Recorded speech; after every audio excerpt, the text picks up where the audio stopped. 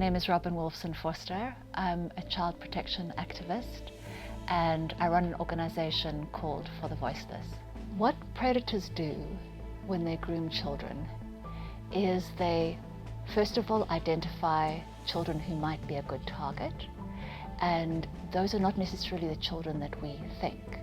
So we tend to think that those will be children who are either not liked or children from poor family backgrounds, difficult family backgrounds, but we know that that isn't always the case.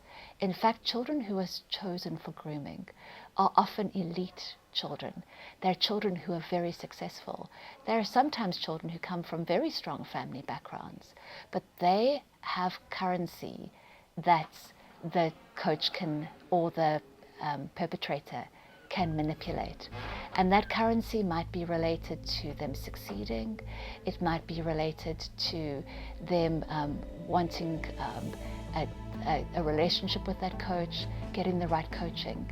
But what often happens is that those coaches, what they then do is, in order to groom those children effectively, they undermine them at every possible juncture. So behind closed doors, what they will do is that they'll tell them that they're useless. They'll tell them that they're keeping them in the team, but actually they're letting everybody down. They will do everything they can to undermine those children's confidences. And then what they'll do is they'll build them up again.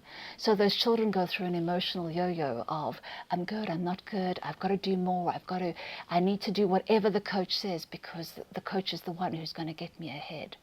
And what that does is it slowly undermines the child's grasp of reality. So they're not necessarily seeing things in the way that everybody else is seeing things. And if a coach can effectively, or a predator can effectively gaslight a child, then what they can do is they can replace that child's reality with the reality that the perpetrator creates. And slowly but surely they get behind their defenses. Why this is particularly important and scary is because what we see is that children often find it difficult to articulate and identify when they have been abused.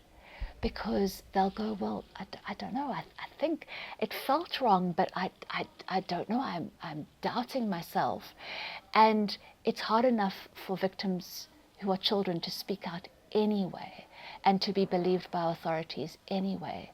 But if they are ambiguous in their language, and if they're feeling uncertain or unsure, it makes them appear even less credible. So gaslighting becomes a significant part of grooming, because if you can get a child to doubt their own reality, you can get a child to become more easily manipulated and more easily managed by you as a perpetrator.